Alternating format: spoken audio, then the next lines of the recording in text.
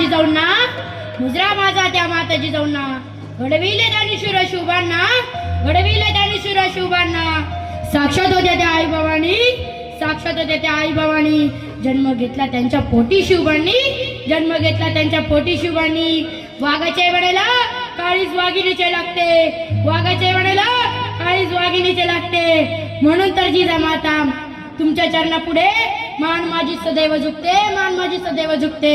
सन्माननीय व्यासपीठ आजच्या कार्यक्रमाचे अध्यक्ष, प्रमुख पाहुणे, वंदनीय गुरुजन वर्ग, स्वराज्य जननी जिजामाता मासाहेब यांच्या कार्याबद्दल माहिती नाही असा एकही माणूस सापडणार नाही ज्यांनी स्वराज्याचे स्वप्न बघितले आणि फक्त स्वप्नेच बघितले नाही, हे सत्यात सुद्धा उतरवले. आई जगातील सर्वात महान योद्धा आहे.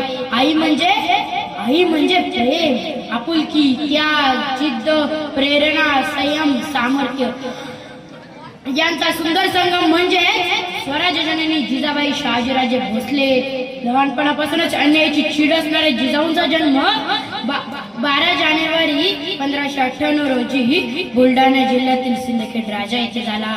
जिजाबाई कोणती सामान्य स्त्री नव्हती. लोकरीराव जाधवांची कन्या, शहाजीराजा सत्य पराक्रमी पुरुषाची पत्नी होती. राजकारणाचे व युद्धनीतीचे बालकडू जिजाबाईंना लहानपणापासूनच मिळाले होते. जाधव व भोसले या दोन्ही प्रसिद्ध घराण्याची लढाऊ परंपरा त्यांच्या ठिकाणी एकत्र आली होती. जिजाबाई मोठ्या स्वाभिमानी व स्वातंत्र्यप्रिय होत्या. मराठा सरदाराने किती पराक्रम केला तरी सुलतानाच्या दरबारात त्याची चीजच नाही याचा त्यांना वाईट अनुभव आला होता. निजामशहाने भर दरबारात त्यांच्या पितेची हत्या केली होती, याचे दुःख त्यांनी पचवले होते. जिजाबाईंनी निश्चय केला होता की त्यांचा शोभा अशी परक्यांची चाकरी करणार नाही, तो स्वतःच आपल्या लोकांचे राज्य म्हणजे स्वराज्य स्थापन करीन या विचाराने त्या शिवरायांना घडवत होत्या.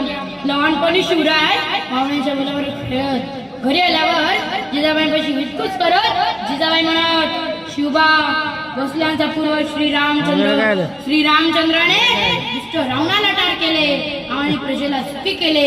जाधवांचा पूर्वज श्रीकृष्ण त्याने दुष्ट कंसाला ठार केले आणि प्रजेला सुखी केले. श्रीराम आणि श्रीकृष्ण यांच्या वंशात तुझा जन्म झाला आहे.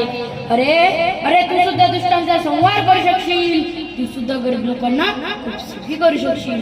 आईच्या उपदेशाने शिवरायांना कृपे राम, कृष्ण, भीम, अर्जुन या वीरांच्या गोष्टी त्यांना आठवत. हे वीर पुरुष अन्यायाविरुद्ध जसे लढले तसे आपण लढावे. त्यांनी दुष्टांचा नाश केला तसा आपण करावा. त्यांनी प्रजेला खूप सुखी केले तसे आपण करावे. आपण न्यायी व्हावे, धाडसी व्हावे, पराक्रमी व्हावे असे शिवरायांना सतत वाटू लागले. हिंदवी स्वराज्य स्थापनेचे बालकडू अशा प्रकारे शिवरायांना मासाहेबांकडून